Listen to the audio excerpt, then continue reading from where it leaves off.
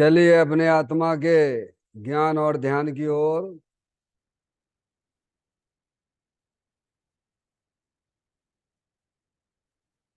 अपने चंचल मन को एवं चंचल उपयोग को स्थिर करने के लिए जिनवाणी माता के माध्यम से अपनी वर्तमान ज्ञान की पर्याय में सम्यक भेद ज्ञान उत्पन्न करते हुए शरीर शरीर से संबंधित जितने भी चेतन अचेतन पदार्थ हैं उनका मुझ भगवान आत्मा के साथ में किसी भी प्रकार का कोई संबंध नहीं है।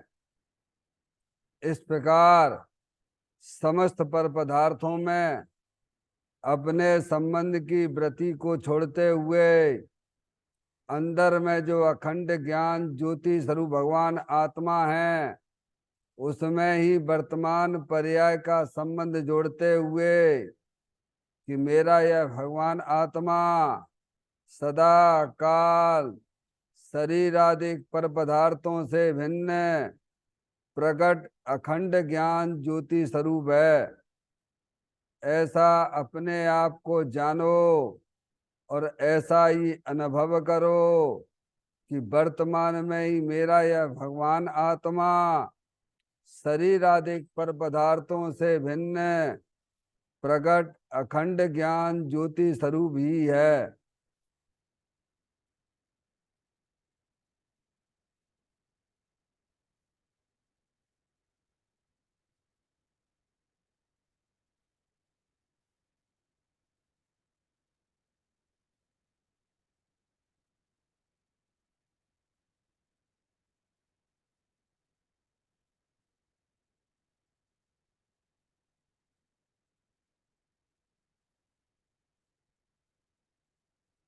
इसी प्रकार से संसार अवस्था में आत्मा की पर्याय में जो विविध प्रकार की पुण्य पाप के परिणाम दिखाई देते हैं वे समस्त परिणाम परद्रव्यों के लक्ष्य से होने वाले भाव हैं। वे हमारे आत्मा का स्वभाव नहीं है।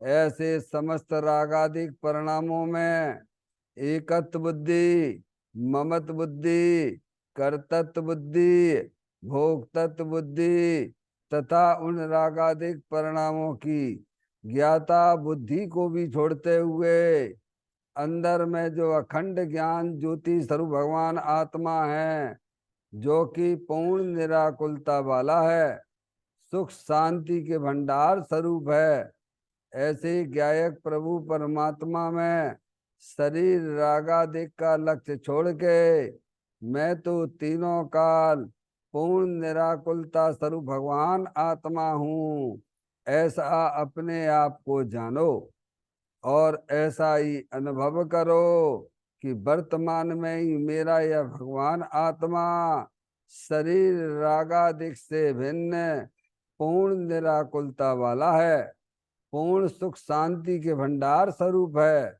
पूर्ण वीतराग आनंद मूर्ति स्वरूप है।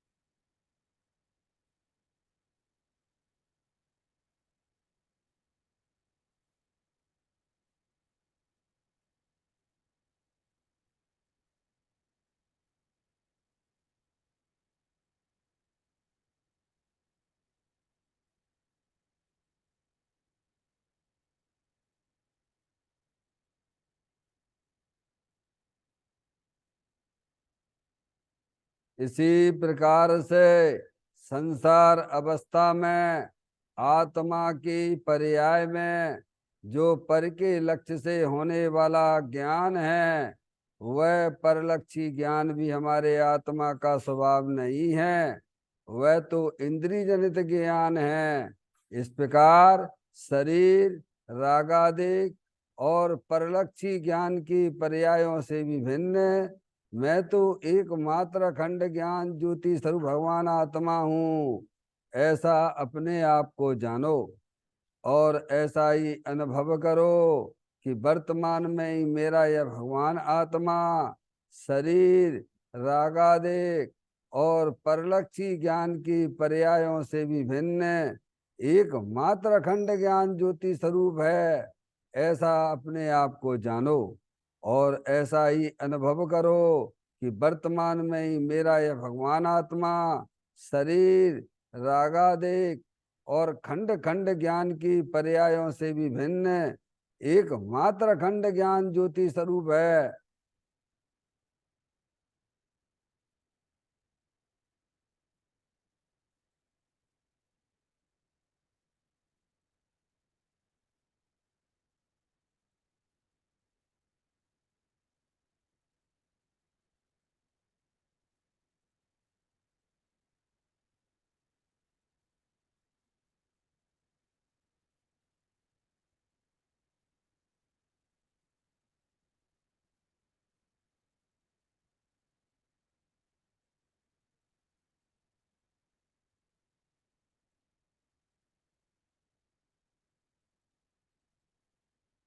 द्रव कर्म भाव कर्म नो कर्म रहित शुद्धात्म स्वरूपो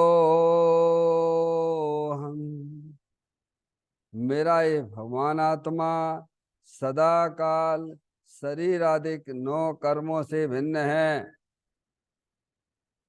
मेरा ये भगवान आत्मा सदा काल ज्ञान वर्णादि 8 कर्मों से भी भिन्न है। मेरा ये भगवान आत्मा सदा काल मोह राग देश भाव कर्मों से भी भिन्न है।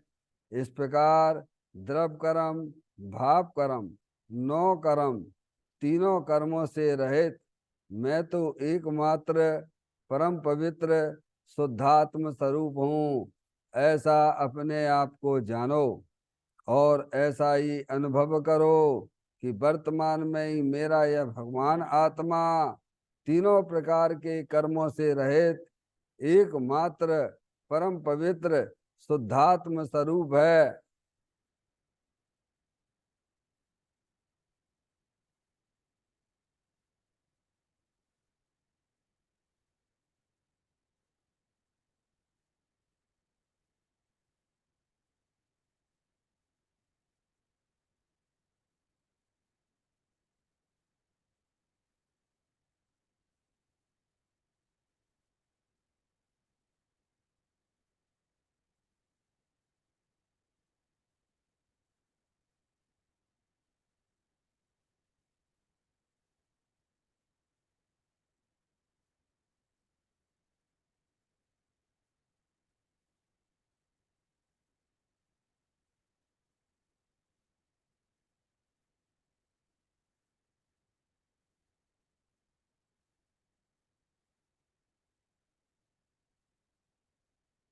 ओम नमः सिद्धेभ्य। ओम नमः सिद्धेभ्य। ओम नमः सिद्धेभ्य। चिंतामणि सम स्वयं का चैतन्य तत्व महान है। निज का करूं मैं चिंतवन, निज का करूं श्रद्धान में। शुद्धा तुम्हारी देव है जो गुण अनंत निधान है। मैं स्वानुभव में देख लूं आत्मा स्वयं भगवान है।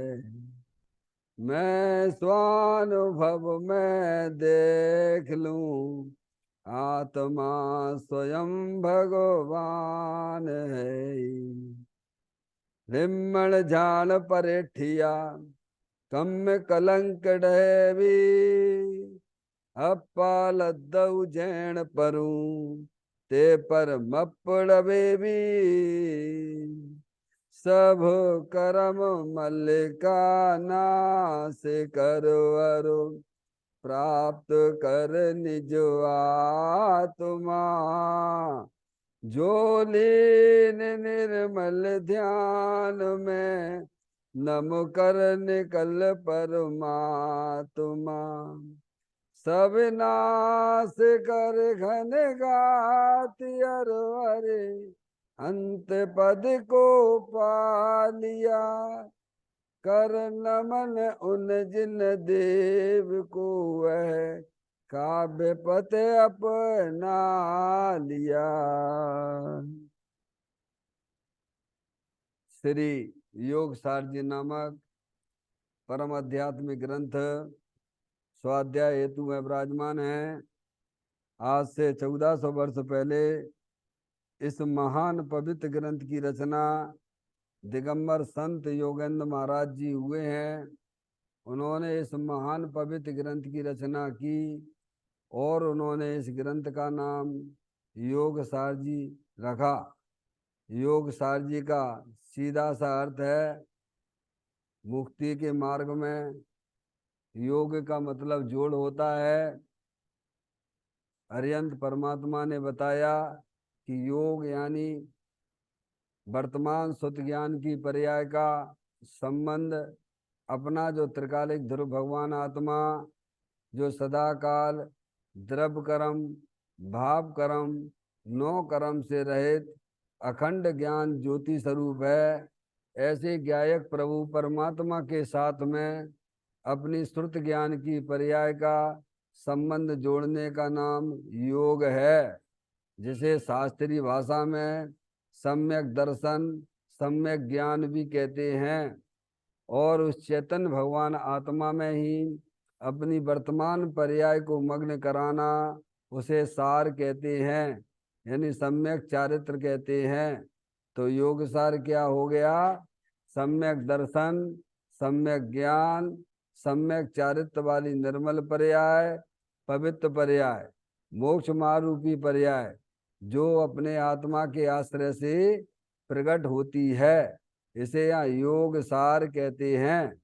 देखिएगा योग सार ग्रंथ के माध्यम से हम और आप यहाँ पर 32वें नंबर की गाथा का स्वाध्याय कर रहे हैं, जिसमें दिगंबर संत योगेंद्र महाराज ने हमें यही समझाया है कि पुण्य और पाप के जो परिणाम हैं वे दोनों ही परिणाम भी हैं, संसार के कारण हैं।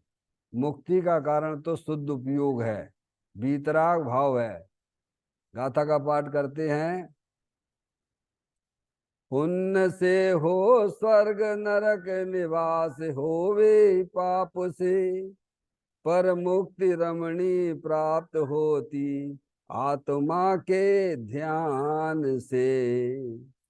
क्या कहते हैं इस गाथा में? यह जीव पुण्य से स्वर्ग पाता है, पाप से नरक में जाता है। पुण्य पाप दोनों में ममता छोड़कर जो अपने आत्मा का मनन करे तो शिव महल में वास पा जावे। क्या कहा? यह जीव यानी अपनी बात है, अपनी बात समझ में आया? यह अरिहंत परमात्मा और सिद्ध परमात्मा की बात नहीं है, क्योंकि अरिहंत परमात्मा सिद्ध परमात्मा तो संसार सागर से 4 गति 84 लाख योनियों के परवण से निजात छुट्टी प्राप्त कर चुके हैं। समझ में आया भैया? हमारी और तुम्हारी बात है, समझ में आया? तो कहते यह जीव पुण्य से स्वर्ग पाता है। पुण्य का मतलब ये है अपनी आत्मा की पर्याय में संसार अवस्था में जो भगवान की पूजा के भक्ति के दया दान आदि के परिणाम जो होते हैं वे पुण्य भाव हैं। समझ? अनुव्रत महाव्रत आदि जो परिणाम होते हैं वे सब शुभ भाव हैं, पुण्य भाव हैं। समझ में आया? और उनसे यह आत्मा स्वर्ग को जाता है। कहाँ? स्वर्ग को पाता है। और पाप से नरक में जाता है। पाप से यानी अपनी आत्मा में जो हिंसा के, झूठ के, चोरी के, कुशील के, परिग्रह के परिणाम, पंच इंद्रिय के विषय वासना के परिणाम उन पाप भाव से आत्मा नरक में और त्रियंच गति में जाता है? पुण्य भाव से कहाँ जाता है? स्वर्ग में और मनुष्य पर्याय में जाता है। समझ में आया भैया? और पाप भाव से नरक में और त्रियंच गति में जाता है। दोनों प्रकार के परिणाम जो हैं शुभ अशुभ भाव, वे संसार के कारण हैं। समझ में आया भैया? इन शुभ अशुभ भावों से आत्मा 4 गति 84 लाख योनियों में अनंत काल से परिभ्रमण कर रहा है। समझ? हमारा आपका आत्मा 4 गति 84 लाख योनियों में जो परिभ्रमण कर रहा है वह पुण्य पाप के भावों से कर रहा है। इसीलिए ज्ञानी हमें समझाते हैं कि पुण्य पाप भाव की रुचि छोड़ो, अंदर अपना चैतन्य भगवान आत्मा जो पुण्य पाप के परिणामों से रहित वीतराग भाव रूप से विद्यमान वस्तु है, उसकी परिणामों में रुचि जागृत करो। देखिएगा, ये अपना चैतन्य भगवान आत्मा, ये देखिए यहाँ पर देखिए, ये अपनी चैतन्य अमूर्तिक आत्म वस्तु है, अरूपी है, इंद्रिय ज्ञान का विषय नहीं है, अनंत शक्तियों के भंडार स्वरूप वस्तु है, ये आत्म वस्तु है, ये आप और हम हैं। समझ में आया भैया? अपने परिणामों में ये परिणाम, ये शुद्ध ज्ञान की पर्याय, ये परिणाम, इनमें अपने चैतन्य भगवान आत्मा की रुचि जागृत करो। समझ में आया भैया? तो अपने चैतन्य भगवान आत्मा की जब परिणामों में रुचि जागृत हो जाती है, तब ये आत्मा शिव महल की तरफ भागता है, शिव मार्ग में लगता है। समझ में आया?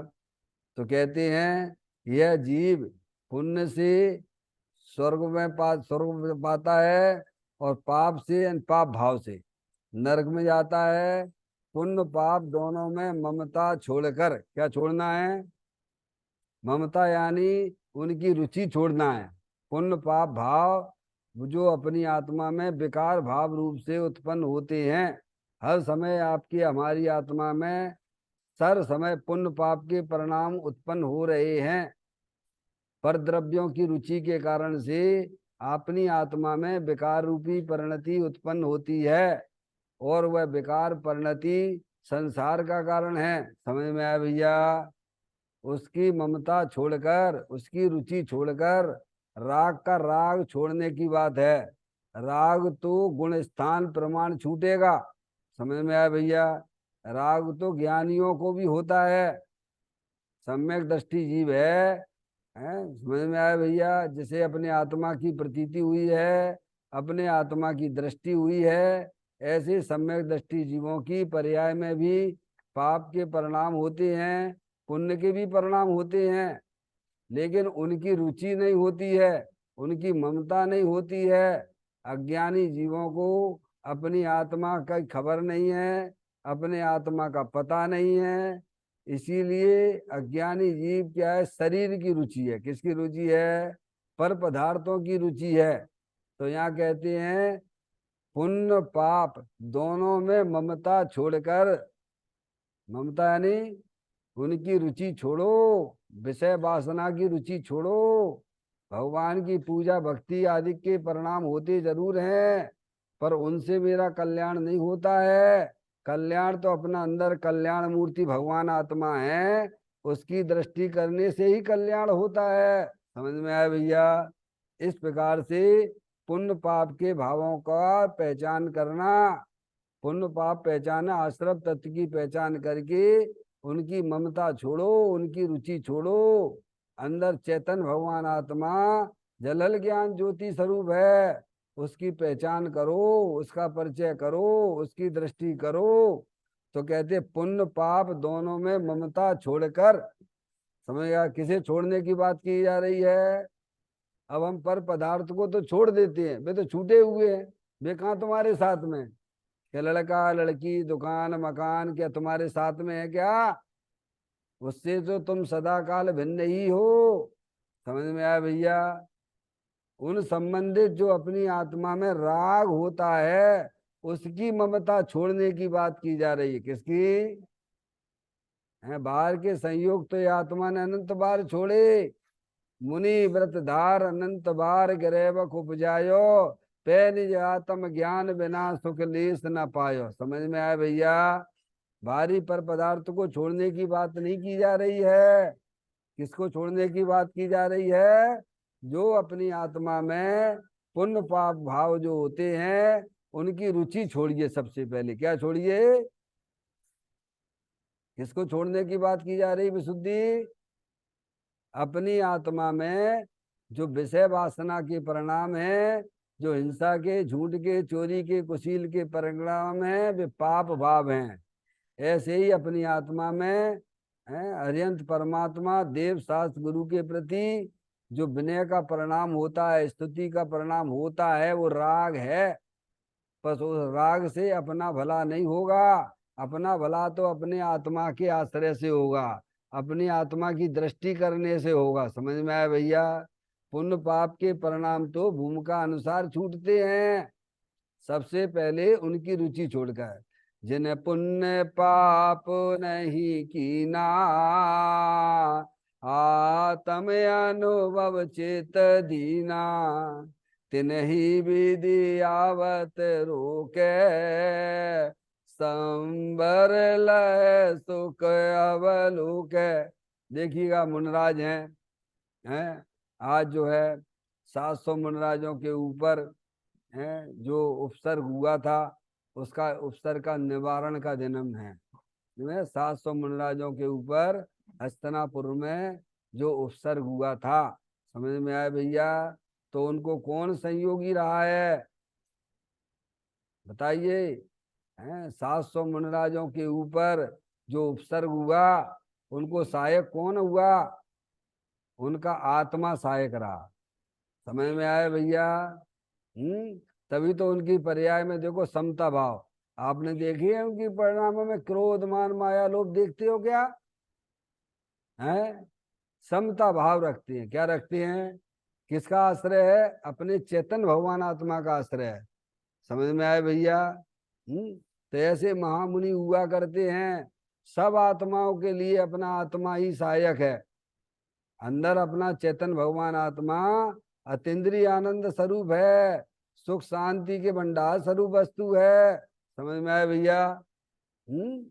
सभी को मुनराजों को अपना आत्मा सहायक है। ऐसे ही श्रावक अवस्था में भी श्रावक को भी अपना आत्मा सहायक है। समझ में आया भैया? वो हमेशा साथ में रहता है, आपके साथ में। सब चीजें आपका साथ छोड़ देती हैं। ये शरीर भी मिला है, ये भी साथ छूट ही जाएगा, भगवान छूटा ही हुआ है। ऐसे ही राग के परिणाम भी हर समय आने जाने वाले हैं। वे भी सब छूटे ही हुए हैं। अंदर अंदर चेतन भगवान आत्मा अविनाशी रूप से स्थायी वस्तु है। उस अविनाशी वस्तु की दृष्टि करो, पर अपने श्रुत ज्ञान की पर्याय में पकड़ अपने त्रिकालिक ध्रुव भगवान आत्मा की होना चाहिए। समझ में? तभी आत्मा की पर्याय में समता भाव की प्राप्ति होती है, अतीन्द्रिय आनंद की प्राप्ति होती है। तो यहाँ कहते हैं पुण्य पाप दोनों में ममता छोड़ना। समझ में आया भैया? पुण्य पाप की रुचि छोड़ देना। क्या? पुण्य पाप के परिणाम तो गुण स्थान प्रमाण जाते हैं। सम्यक दृष्टि जीव है।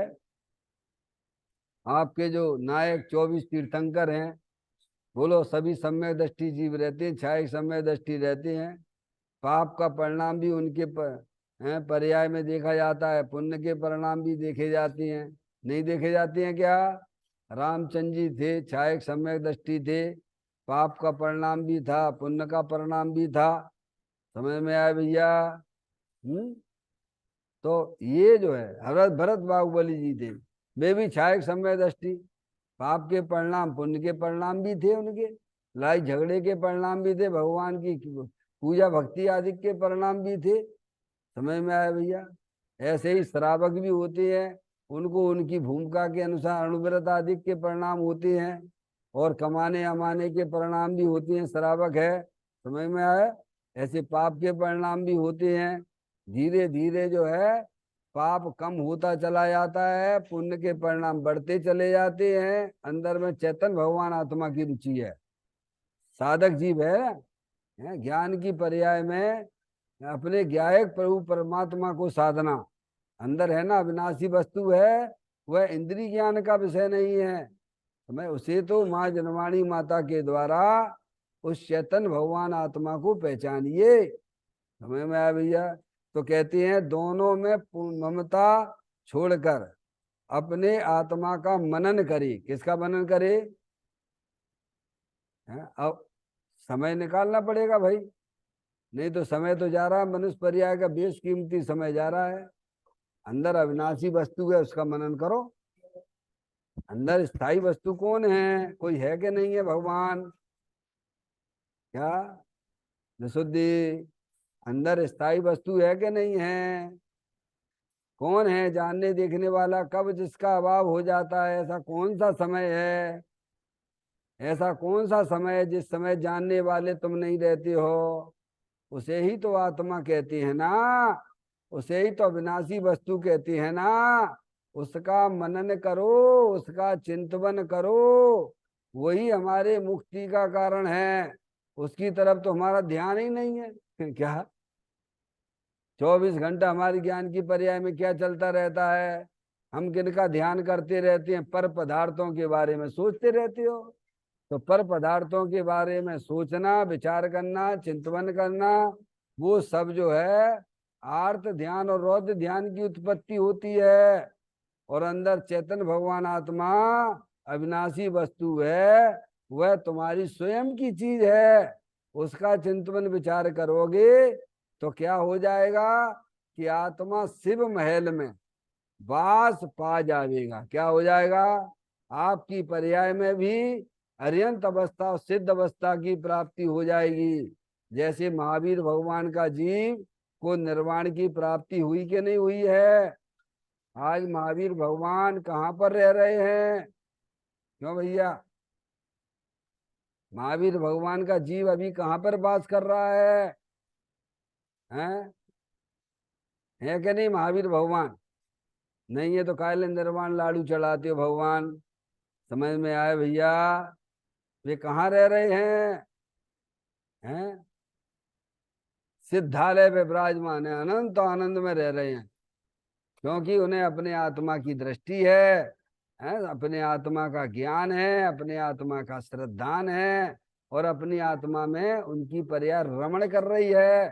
तो वे महावीर भगवान सिद्धालय में विराजमान है। कहाँ है? व्यवहार से सिद्धालय में है और निश्चय से अपनी आत्मा में वास कर रहे हैं। समझ में आया? जैसे आप बोलते नहीं हो भक्ति में, पूजा बामनी बोलते भक्ति में, चैतन्य गुफा में मुनुवर बसते, अनंत गुणों में केली करते। क्या? एक ही भाव नवाए मन में, मधुबन में होली खेले मुनराज शिखर बन में, मधुबन में। क्या? होली खेले मुनराज कहाँ? किसके? अपने चैतन्य भगवान। चैतन्य गुफा में मुनिवर बसते, यानी उनके उपयोग में अपना चैतन्य भगवान आत्मा वास करता है। समझ में आया भैया? तो यहाँ कहते हैं कि अपने आत्मा का मनन करे। कब मनन करेगा? जब पुण्य पाप की रुचि तो पहले छोड़ो भगवान। समझ में आया भैया? अभी तो तुम्हारे परिणामों में पुण्य पाप की रुचि चल रही है, उससे भगवान आत्मा दूर दूर भाषित होता है। समझ में आया भैया? इसीलिए ज्ञानी सबसे पहले पुण्य और पाप की रुचि को छोड़ देते हैं और अंदर जो चेतन भगवान आत्मा है उसके परिणामों में रुचि जागृत करते हैं। समझ में आया भैया? इसीलिए कहा गया है अपने आत्मा का मनन करे। क्या समझ गया? अब समय मिल गया ना, अब ज्ञान को समय मिल गया है। अभी रुचि ही नहीं छूट रही है अभी तो हमारी।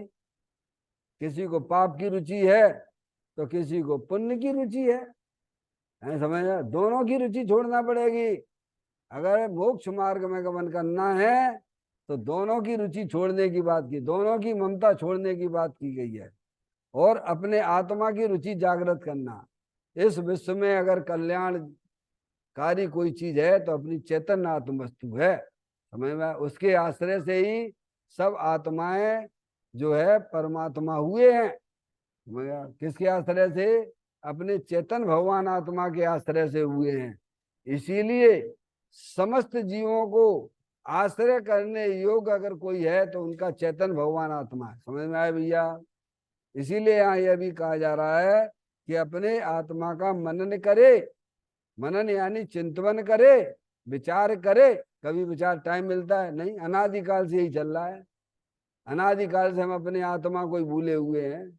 ये मनुष्य पर्याय मिली है और इसमें भी हम अपने आत्मा की खबर नहीं कर रहे हैं।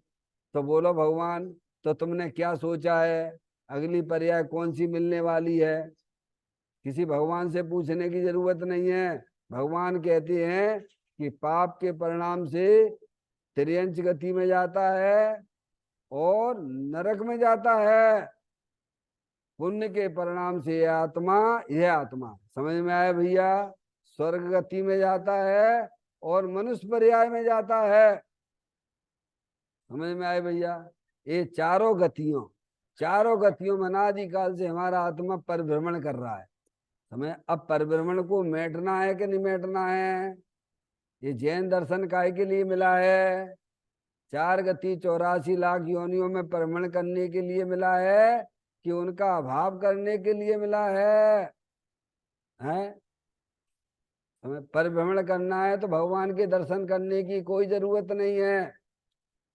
मंदिर में आए हो तो 4 गति 84 लाख योनियों में। अरे भाई, स्कूल में पढ़ते हो, कॉलेज में पढ़ते हो, तो अपना लक्ष्य पहले निर्धारित करते हो कि नहीं करते हो कि मुझे इंजीनियर बनना है, मुझे डॉक्टर बनना है, मुझे सीए बनना है, मुझे वकील बनना है? पहले अपने ज्ञान में उसका निर्धारण करते हो। ऐसे ही मंदिर में आने से पहले ऐसा निर्णय करो, मुझे 4 गति 84 लाख योनियों में परमण करना है, तो उसके लिए देव शास्त्र गुरु की कोई जरूरत नहीं है।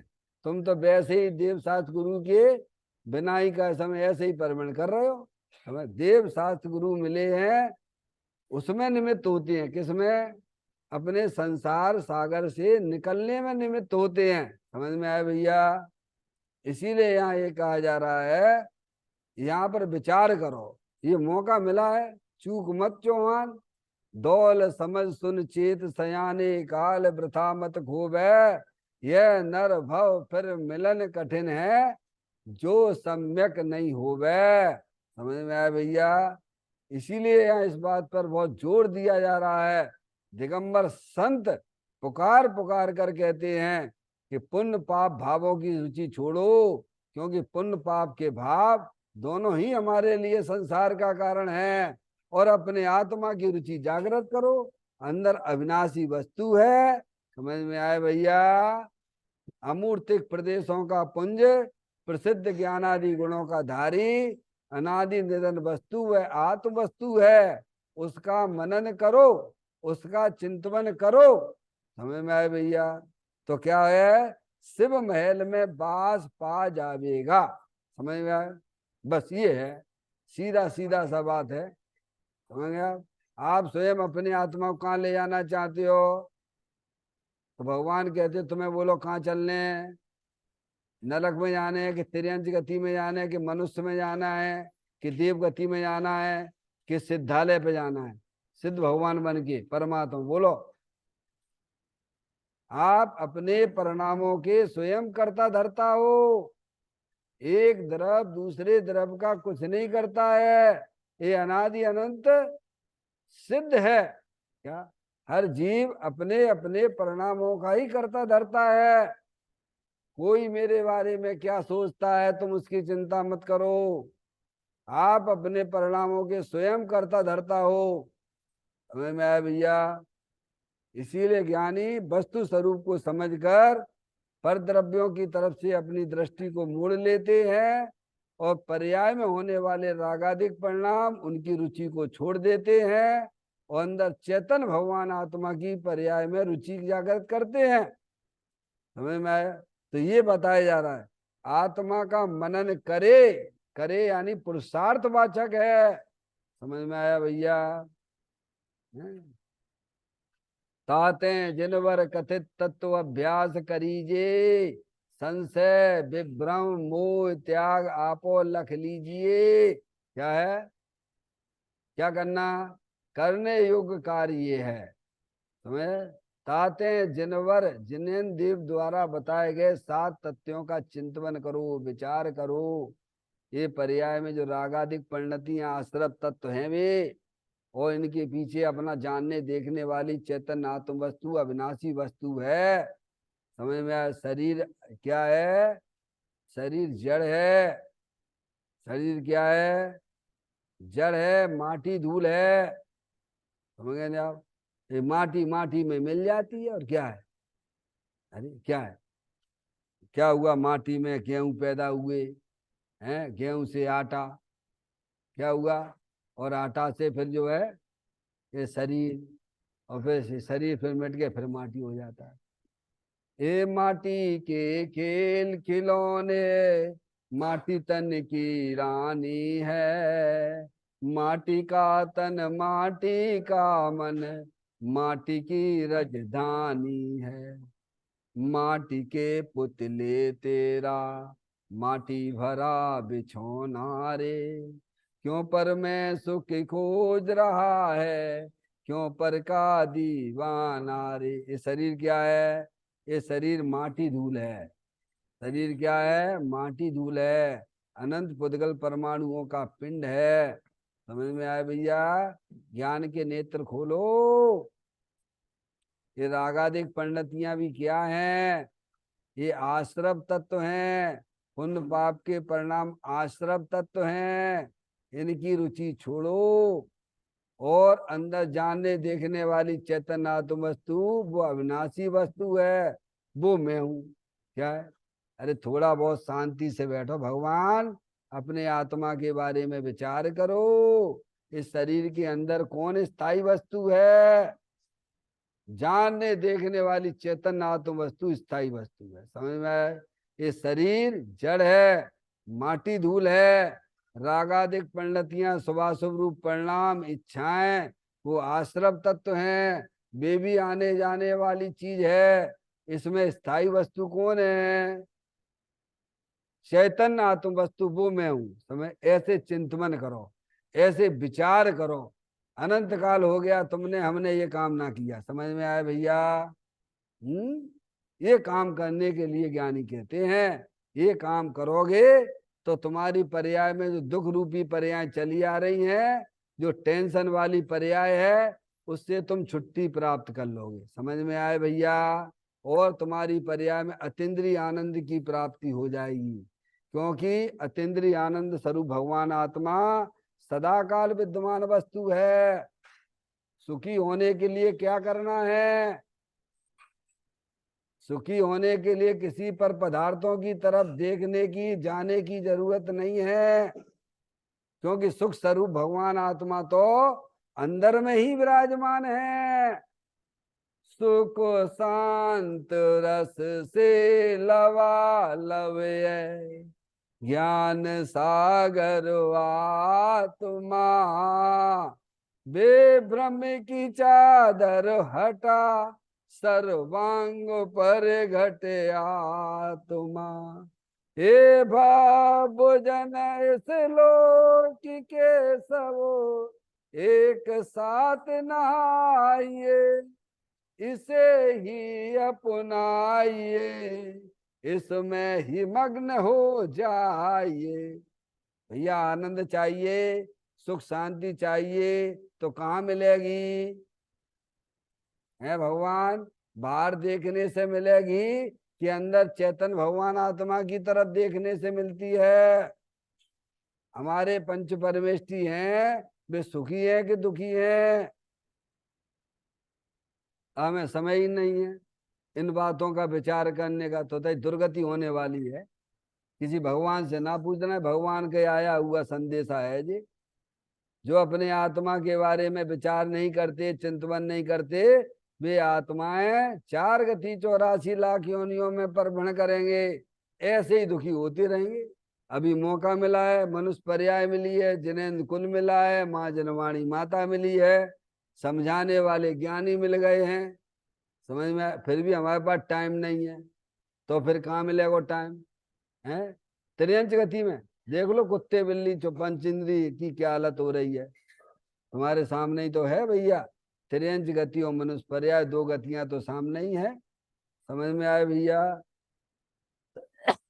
यहाँ पर अगर हम अपना समय नहीं लगा लेंगे, अपने आत्मा के बारे में चिंतन नहीं करेंगे, विचार नहीं करेंगे, उसके स्वरूप को नहीं समझेंगे, जे स्वरूप समझे बिना पामे दुख अनंत, समझाऊं ते पद नमू श्री सदगुरु भगवंत। समझ में आया भैया?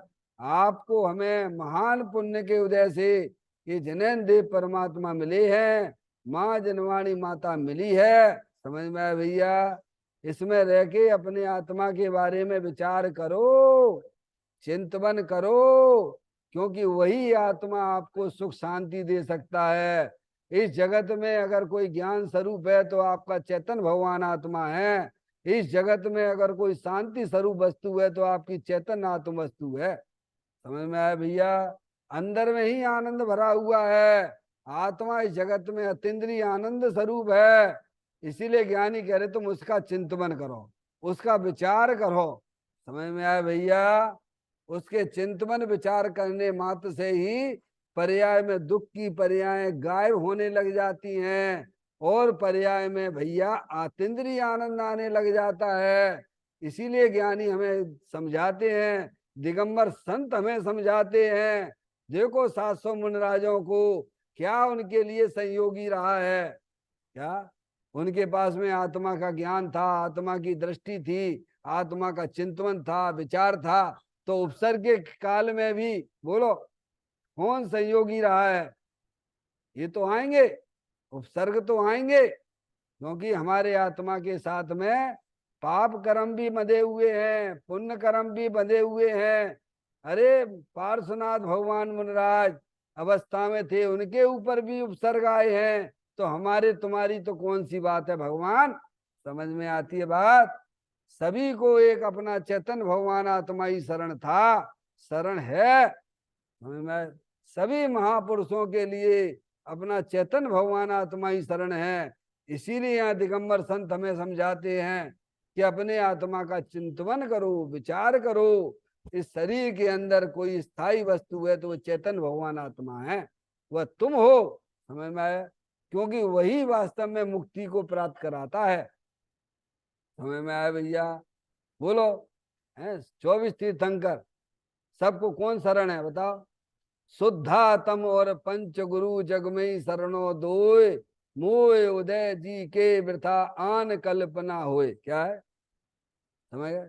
निश्चय से अपना शुद्धात्मा है, और जब वह अपनी आत्मा में स्थिर नहीं हो सकती है पर्याय, तो व्यवहार से पंच परमेष्टि शरण होते हैं। समझ में? ये तो मोह के उदय में कहता है लड़का हमारे लिए सहायक है, लड़की सोचे है, लड़का सहायक है, लड़का सोचे लड़की सहायक है, रुपया पैसा सहायक है। कोई सहायक नहीं है, ये तेरा मोह का उदय बोलता है। सहायक तो तेरी चेतन आत्म वस्तु है, जो सदा काल स्थायी रूप से विद्यमान वस्तु है। तुम इसका चिंतन करो, विचार करो, है बैठो शांति से विचार करो। इस शरीर के अंदर कौन स्थायी वस्तु है? ये शरीर क्या है? जड़ है, माटी धूल है। ये विविध प्रकार की इच्छाएं क्या हैं? ये आश्रव तत्व है। हर समय नई नई इच्छाएं उत्पन्न होती हैं, फिर चली जाती हैं। कभी पाप के परिणाम, कभी पुण्य के परिणाम, कभी पुण्य के परिणाम, कभी पाप के परिणाम। नहीं आने जाने वाला कौन है? ज्ञान स्वरूपी भगवान आत्मा विनाशी वस्तु है। वह ना कहीं आता है ना जाता है, वह चिंतन से विचार करने से ही प्राप्त होता है। जो वस्तु स्वरूप का सम्यक प्रकार से विचार करते हैं, चिंतन करते हैं, उन्हें अपने चेतन भगवान आत्मा की दृष्टि होती है। इसीलिए यहाँ दिगंबर संत पुकार पुकार कर कहते हैं, इस शरीर के अंदर जो अविनाशी वस्तु है, आत्म वस्तु है, अरूपी है, वह इंद्रिय ज्ञान का विषय नहीं है। उसे तो शास्त्र के द्वारा, उसे लक्षण के द्वारा, शास्त्र से के द्वारा लक्षण से पहचान कर अपने चेतन वस्तु का चिंतन करो। ये चिंतन करने योग्य है। समझ में आया भैया? परद्रव्यों का चिंतन करने से है तो क्या है, आर्त ध्यान और रौद्र ध्यान मिलेगा, क्या मिलेगा, उसका फल तो संसार है। क्या है, अनादिकाल से दो ध्यान तो तुम करते ही चले आ रहे हो, आर्त ध्यान और रौद्र ध्यान। धर्म ध्यान की उत्पत्ति तो अपने आत्मा के चिंतन विचारों से होती है। इसीलिए दिगंबर संत हमको यही समझाना चाहते हैं, जो तुम्हें मुक्ति का कारण है वह अपना चैतन्य भगवान आत्मा है, अविनाशी वस्तु है, ना आता है ना जाता है। समझ में आए भैया, ऐसे चैतन्य भगवान आत्मा का चिंतन करो, विचार करो। समझ में आए भैया, तो ये करे तो शिव महल में बास पा जाएगा। क्या है, तो तुम्हारे पर्याय में क्या हो जाएगा, मुक्ति हो जाएगी। क्या हो जाएगा, 4 गति 84 लाख योनियों का परिमण खत्म। देखो अपने आत्मा के चिंतन करने से बहुत लाभ होता है, हमें लाभ ही लाभ है। उसके लाभ की क्या बात की जावे, अपने आत्मा का चिंतन करने से जो अनादिकाल से हमारे आत्मा के साथ में जो 8 कर्म बन चले आ रहे हैं, वे भी कर्म जो है निर्जरित होने लगते हैं। समझ में आया भैया, नए कर्म बनते नहीं हैं, और दुख रूपी पर्याय गायब हो जाती है, संबर निजरा जैसी पर्यायों की प्राप्ति होती है। समझ में आया भैया, ऐसे अपने आत्मा के चिंतन से, विचार से, दृष्टि करने से, अनुभव करने से अपने आप को आत्मा रूप से स्वीकार करो। तुम मनुष्य नहीं हो, तुम स्त्री नहीं हो, तुम रागी नहीं, तुम द्वेषी नहीं, तुम तो जानने देखने वाली चैतन्य आत्म वस्तु हो। ऐसा बारंबार बारंबार बारंबार चिंतन करने से, यानी ज्ञान अभ्यास करे मन माही ताके मोह महात्म नाही। अरे अभ्यास करने से कौन सी चीज सरल नहीं होती है। समझ में आया भैया, अभ्यास करने से वो सरलता हो जाती है।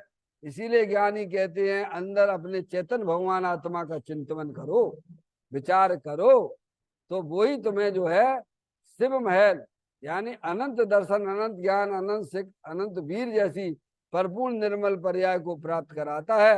अंदर चेतन भगवान आत्मा कारण परमात्मा रूप से विद्यमान वस्तु है। समझ में आए, अरियंत परमात्मा है, पर्याय में परमात्मा हुए तो कहां से हुए,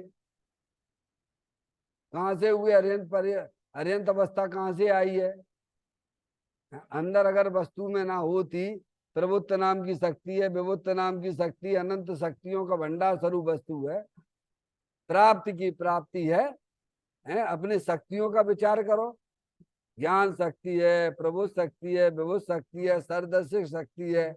ऐसी अनंत अनंत शक्तियों का अपने आत्मा के बारे में विचार करोगे तो क्या होगा, आर्त ध्यान रौद्र ध्यान जैसी पर्याय जो दुख रूप हैं, वे पर्यायों का अभाव होने लग जाएगा, और पर्याय में समता भाव, अतीन्द्रिय आनंद वाली पर्याय की प्राप्ति होगी। इसीलिए यहाँ इस बात पर बहुत वजन दिया गया है कि पुण्य पाप की रुचि छोड़ देना चाहिए, और अंदर चेतन भगवान आत्मा जो कि आपकी वस्तु है, आप स्वयं कारण परमात्मा रूप से विद्यमान वस्तु हो, उसका चिंतन करो, उसका विचार करो, बारंबार करो। करने योग्य कार्य तो यही है, क्योंकि वही वास्तव में मुक्ति का कारण है। इस प्रकार से इस गाथा का भाव समझना चाहिए। बाद में इसकी कुछ चर्चाएं हैं, वो अपन बाद में करेंगे। निज निधि निज में बताई, यह अनंत अनंत उपकार है, उसके लिए जिन वाणी माँ को वंदना सतवार है, वंदना सतवार है। 9 बार नमोकार मंत्र का स्मरण